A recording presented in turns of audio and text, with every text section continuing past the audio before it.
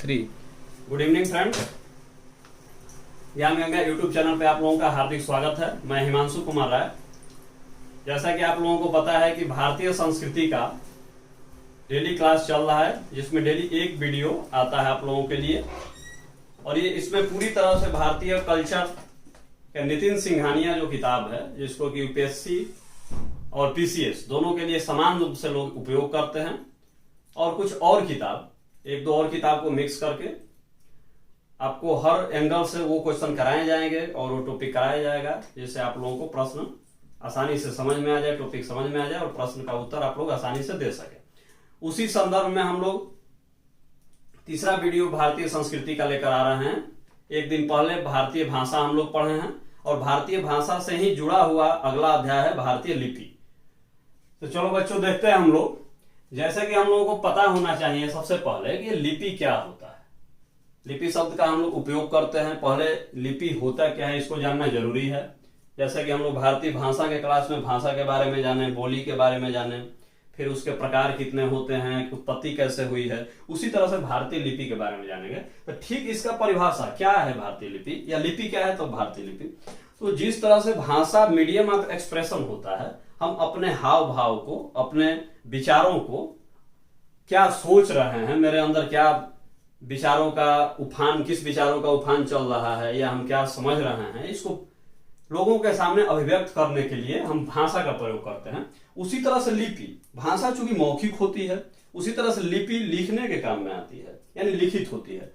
सबसे बड़ा अंतर यही हुआ, किसी भी भाषा को लिखने के लिए एक लिपि की जरूरत होती है, चाहे कोई भी भाषा हो। अगर आप उसको लिखना चाहते हैं तो बिना लिपि के आप नहीं लिख सकते हैं, यानी उसका स्क्रिप्ट नहीं बन पाएगा, फिर वो मौखिक भाषा रह जाएगी। जैसे कि आप लोगों को पता होगा, जो वैदिक काल था, तो उन लोगों की अपनी कोई लिपि न होने के चलते क्या हुआ, जो भी वेदों का उच्चारण होता था वह बोलकर होता था, जिसको कि रट्टू विद्या, उसी समय से, जो आजकल हम लोग रट्टू विद्या शब्द का प्रयोग करते हैं, रटंत विद्या, उसी समय से प्रचलित हुआ, जिसमें कि गुरु जो है छात्र को रटाते थे।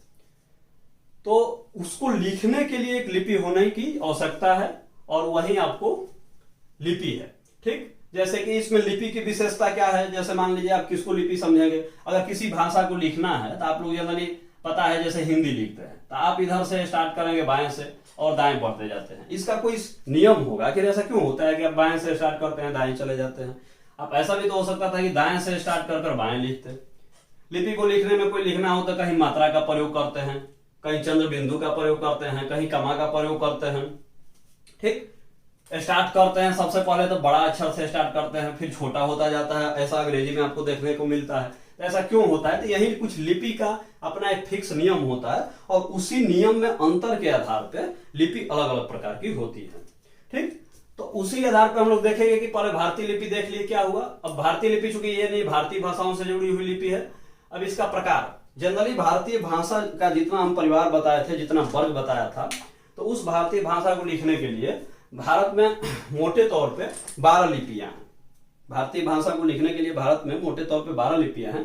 जैसे सिंधु या हड़प्पा लिपि, दूसरा ब्राह्मी लिपि, तीसरा खरोष्टी लिपि, नंबर 4 देवनागरी लिपि, 5 उर्दू, तमिल लिपि, तेलुगु लिपि, कन्नड़ लिपि, मलयालम लिपि।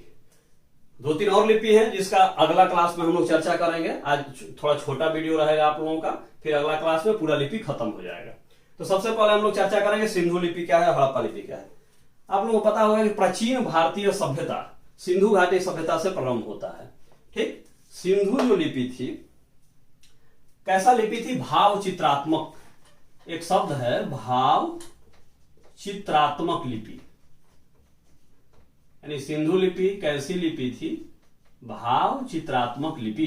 भाव चित्रात्मक का क्या अर्थ हुआ, इस लिपि को समझने के लिए, इस लिपि को लिखने के लिए चित्रों का प्रयोग होता था।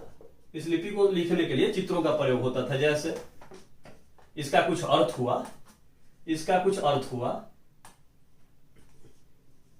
इसका कुछ अर्थ हुआ, और इसी आधार पर लिपि जो है लिखी जाती थी। चित्रों के माध्यम से इसको हम लोग समझते थे। सिंधु लिपि की सबसे बड़ी विशेषता है कि आज तक ये पढ़ी नहीं जा सकी है। किसी भी ना भारतीय विद्वान, ना कोई विदेशी विद्वान सिंधु लिपि को आज तक पढ़ पाया है। लेकिन इनकी अपनी स्क्रिप्ट थी। इससे समझ में आ रहा है कि इनकी कल्चर संस्कृति समृद्ध थी, अपनी भाषा थी, अपनी लिपि थी, जो कि वहीं आर्यों की नहीं थी। यानी आज तक हम लोग जो सिंधु घाटी सभ्यता के बारे में जानते हैं वो सिर्फ पूरा अवशेषों के आधार पे जानते हैं। इसीलिए कहा जाता है कि सिंधु घाटी सभ्यता के बारे में जो हम जान रहे हैं, हो सकता है कि जब इसकी लिपि पढ़ी जाए तो जो हम जान रहे हैं उससे बिल्कुल विपरीत विचार मिले, या हो सकता है जो अभी जान रहे हैं उसका पुष्टि और ज्यादा हो। जिस बात को हम प्रमाण के आधार पर कहते हैं उसकी प्रमाणिकता और बढ़े। ठीक, क्योंकि जब कोई बुरा अवशेष मिलता है उसका अगर मिलान ग्रंथों से हो जाए तो यानी वो ज्यादा समझदारी वाली बात हो जाती है, ज्यादा प्रमाणिक बात हो जाती है। ठीक, लेकिन अभी तक इसको न पढ़े जाने से हम लोग सिंधु सभ्यता के बारे में पूरी तरह से जानकारी हासिल नहीं कर पाए हैं। बहुत विद्वान हैं जो कि इसको पढ़ने की कोशिश करेंगे, ना पढ़ी नहीं जा सकती। दूसरा है आपको ब्राह्मी लिपि। ब्राह्मी लिपि प्राचीन भारतीय लिपियों में सबसे महत्वपूर्ण लिपि रही है। एक तरह से आप लोग कह सकते हैं कि यही ब्राह्मी लिपि थी जो कि लगभग सभी प्राचीन भारतीय भाषा, चाहे वह प्राकृत हो, चाहे वह संस्कृत हो, चाहे वह पाली हो, ठीक, उन सभी, चाहे वह अर्धमागधी हो, ये महत्वपूर्ण भाषाएं जो कि पूरे भारतीय उपमहाद्वीप में बोली जाती थी, उनका ये ब्राह्मी लिपि आधार रही है। ठीक, इसी ब्राह्मी लिपि में प्राकृत भाषा को लिखा जाता था, इसी ब्राह्मी लिपि में पाली को लिखा जाता था, इसी ब्राह्मी में अर्धमागधी को लिखा जाता था। इसको सबसे पहले आप लोगों को पता होगा कि इस लिपि को भारत में पढ़ने का श्रेय जाता है जेम्स प्रिसेप, जो कि 1837 में सबसे पहले इसको पढ़े थे। ये भी लिपि, यानी ये भी जो लिपि थी अनजान थी, यानी हम अशोक के जो शिलालेख है उसको नहीं पढ़ सकते थे, लेकिन जेम्स प्रिसेप के विद्वान थे जिनके योगदान के चलते हम लोग ब्राह्मी लिपि पढ़े और मौर्य साम्राज्य जैसे भारत के बहुत विशाल साम्राज्य का जानकारी हासिल हम लोग किए। ठीक, बौद्ध ग्रंथ, जैन ग्रंथ लिखे गए हैं, सभी अधिकांश ब्राह्मी लिपि में लिखे गए हैं। ठीक, इस लिपि की विशेषता क्या थी कि इसमें बाएं से दाएं लिखा जाता था, बाएं से प्रारंभ कर दाएं हम लोग अंत करते थे ब्राह्मी लिपि में। ठीक, तीसरा लिपि हो खरोष्टी लिपि। खरोष्टी लिपि इसके अपोजिट होता था, इसमें दाएं से प्रारंभ किया जाता था और दाएं से प्रारंभ कर बाएं लिखा जाता था। हालांकि ये सभी खरोष्टी लिपि में नहीं होता था, कुछ खरोष्टी लिपि बाएं से प्रारंभ कर दाएं भी लिखा जाता था। खरोष्टी जो लिपि है वह जनरली जैसे ब्राह्मी लिपि भारतीय उपमहाद्वीप के जितने भाषाएं हैं लगभग अधिकांश में ब्राह्मी लिपि का प्रयोग हुआ है, लेकिन खरोष्टी लिपि का प्रयोग अशोक के शिलालेख में जो कि उत्तर पश्चिम भारत में पाए गए थे, खासकर अफगानिस्तान में पाए गए थे, इसमें खरोष्टी लिपि का प्रयोग हुआ है। उत्तर पश्चिम में पाए जाने वाले जो अशोक के शिलालेख थे उसमें यूनानी, आर्मेइक लिपि का प्रयोग हुआ है और खरोष्टी लिपि का प्रयोग जो है अफगानिस्तान में हुआ है। जैसे शाह-ए-कूना, कांधार में जो अभिलेख मिले हैं उनमें खरोष्टी लिपि का प्रयोग हुआ है। ठीक, आगे हम लोग चलेंगे देवनागरी लिपि। आज की सबसे अगर लोकप्रिय कोई लिपि है पूरा न केवल भारत में बल्कि विश्व में, तो वो देवनागरी लिपि है। यह सबसे ज्यादा महत्वपूर्ण है। ठीक, इसकी विशेषता होती है कि यह भी लिपि बाएं से दाएं लिखी जाती है, यह भी लिपि बाएं से दाएं लिखी जाती है। इसमें फिक्स मात्रा का प्रयोग होता है, इसका अपना एक स्पष्ट नियम होता है।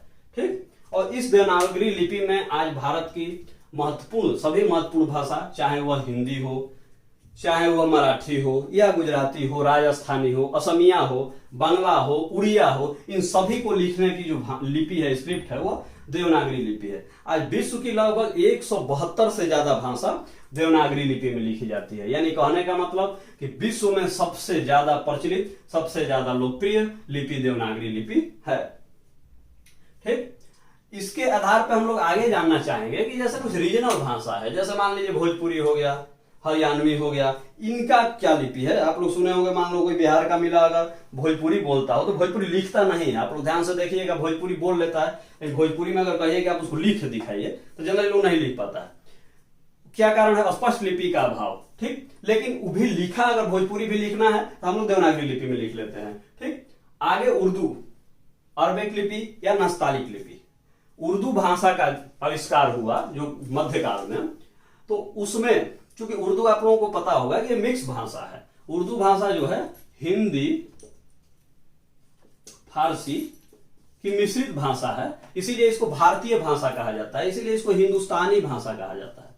उर्दू को ही हम लोग हिंदुस्तानी भाषा के रूप में प्रयोग करते हैं। ये एक तरह से गंगा जमुना तहजीब का सबसे महत्वपूर्ण उदाहरण है। इसमें हिंदू संस्कृति और इस्लामिक संस्कृति दोनों आपस में मिली हुई है।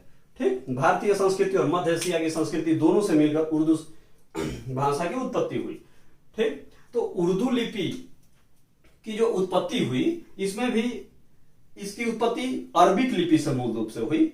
अरबिक लिपि से ही फारसी लिपि आया। ठीक, और इसी से जुड़ा हुआ एक लिपि है नस्तालिक लिपि। जैसा कि आप लोगों को नाम से पता है, थोड़ा सुनने में कठिन लग रहा है, लेकिन नस्तालिक लिपि का प्रयोग जो है मुख्य रूप से मध्यकाल में जो इतिहासकार होते थे वो सुलेखन लिखने में प्रयोग करते थे। सुलेखन लिखने में नस्तालिक लिपि का प्रयोग होता था। इसकी विशेषता होती थी कर्सिव राइटिंग जैसे होता है आजकल अंग्रेजी में आप लोगों को पता होगा कर्सिव राइटिंग, उसी तरह से नस्तालिक लिपि लिखी जाती थी, जो कि देखने में बहुत अच्छा सुंदर लगते थे। इसमें नस्तालिक लिपि में जो अभ्यस्त राइटर होते थे, अगर वो नस्तालिक लिपि का प्रयोग होता था तो किताब में जो शब्द उभरते थे वो बहुत ज्यादा सुंदर दिखते थे, उभरे दिखते थे। आगे तमिल लिपि, तेलुगु, कन्नड़ लिपि और मलयालम लिपि। तमिल भाषा जैसा कि आप लोगों को पता होगा प्राचीन भाषा है, संगम युग से ही इसके इतिहास का पता चलता है, और इस भाषा को लिखने के लिए तमिल लिपि का ही प्रयोग किया जाता है। तेलुगु लिपि दक्षिण भारत की सर्वाधिक बोली जाने वाली भाषा है तेलुगु लिपि। इस भाषा को तेलुगु लिपि में लिखते हैं। कन्नड़ लिपि कर्नाटक क्षेत्र में बोला जाता है और मलयालम लिपि मालाबार क्षेत्र में। इन लोगों की अपनी अपनी लिपि होती है। इस आधार पर आप लोगों को हम टोटल आज 9 लिपि बताए, फिर 3 लिपि की चर्चा हम लोग कल करेंगे। धन्यवाद।